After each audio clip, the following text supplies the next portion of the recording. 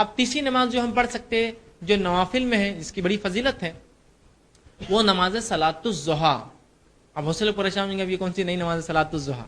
صلاۃ الضحیٰ ہمارے علاقے میں الگ الگ ناموں سے پہچانی جاتی ہے، جس کو یا تو اشراق کہتے ہیں، یا تو چاشت کہتے ہیں، یا تو اوابین کہتے ہیں. یہ نماز ایک ہی ہے، اس کے نام تین ہیں. نماز کو کہتے ہیں عربی میں صلاۃ الضحیٰ، ظہر نہیں ضحیٰ. ٹھیک، یہ نماز کیا ہے اور کب پڑھی جائے؟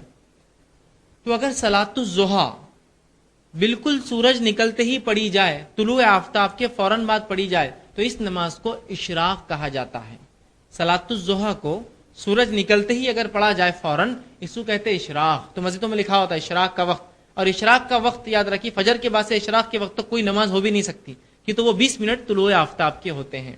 تو 6 بجے اگر طلوع آفتاب ہے تو 6:22 کو اشراق شروع ہوتی ہے، یا 20 منٹ کا آپ کم از کم فرق لے لے ہمارے علاقوں کے اعتبار سے. ٹھیک، تو صلاۃ الضحیٰ کو اگر آپ اول وقت میں پڑھے سب سے تو یہ کہلاتی ہے اشراق. اس کی تعداد رکعتیں یاد رکھیے 2 سے لے کر 8 تک ہے. آپ اس کو مکمل 8 رکعت تک پڑھ سکتے ہیں، یاد رکھیے. رسول اللہ نے اس سے زیادہ نہیں پڑھی صلاۃ الضحیٰ. تو اگر آپ فوراً سورج نکلتے ہی پڑھتے 2 رکعت کر کے پڑھی، کم از کم 4 پڑھنا چاہیے، زیادہ زیادہ 8 کہتے ہیں علماء. تو کوشش کیجیے اگر آپ ایک سلام سے پڑھ رہے ہیں تو پھر 4 رکعت پڑھیے. اگر وہ 4 رکعتیں پڑھنا چاہتے ہیں ایک ساتھ، بہتر ہے کہ آپ 2 کر کے پڑھیں، اس میں زیادہ انشاءاللہ عزیز. یہ بھی بہرحال 4 رکعت میں ہر دن نوافل میں، لیکن سنت یہ ہے رسول اللہ نے عموماً نوافل کو 2 کر کے ہی پڑھا ہے. تو کوشش کیجیے 2 کر کے پڑھیں آپ. تو 4 رکعت یا زیادہ 8 پڑھیے. تو فوراً سورج نکلتے پڑے تو یہ نماز کہلاتی اشراق. سورج نکلنے کے تھوڑی دیر بعد اگر آپ پڑھیں تو اس کو کہتے ہیں چاشت. ٹھیک، اور سورج اتنا اوپر آ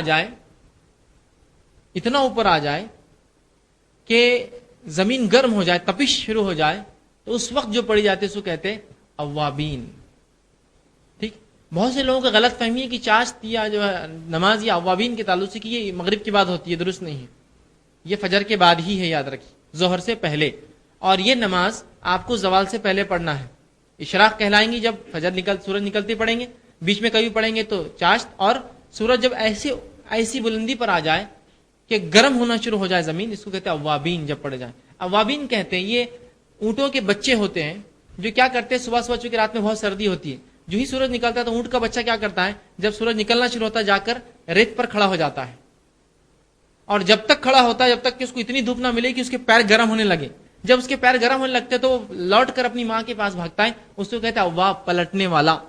تو اونٹ کا بچہ پلٹ کر بھاگتا ہے اپنی ماں کے پاس کہ اب بہت گرم ہو گیا. اب ظاہر سی بات ہے ریت کو گرم ہونے اور اونٹ کے بچے کے کھر گرم ہونے کے لیے سورج اونچا ہونا ضروری ہے، اوپر آ جانا ضروری ہے، تبھی تو وہ تپش ہوں گی، جس کو ہمارے علاقے میں ہم کہیں گے 10 بجنا یا 11 بجنا، جب تپش دھوپ کی ہو جاتی ہے. اس کے بعد تو پھر زوال یاد رکھیے، 11:30 ہوگا تو پھر تو زوال، پھر ہو گیا ٹائم ختم اس کا. تو آپ اس کو فجر کے بعد سے مطلب طلوع آفتاب سے لے کر زوال کے بیچ میں پڑھ سکتے ہیں. اول وقت میں پڑھی جائے تو اشراق، بیچ میں کبھی پڑھی جائے تو چاشت، اور آخر وقت میں 10:30 11 کے وقت تو یہ ہو جائیں گا اوابین. اس کی رکعتیں یاد رکھیے 8 ہے زیادہ سے زیادہ. ٹھیک، آپ 4 کر کے 2 بار پڑھیں، یا پھر 2 کر کے آپ جو 4 اور یا 8 تک آپ زیادہ سے زیادہ پڑھ سکتے ہیں. تو یہ رہا تیسری نفل نماز جس کا ہم اہتمام کر سکتے ہیں. اور تینوں ایک میں آگے بہرحال چاشت، اوابین اور جو ہے اشراق.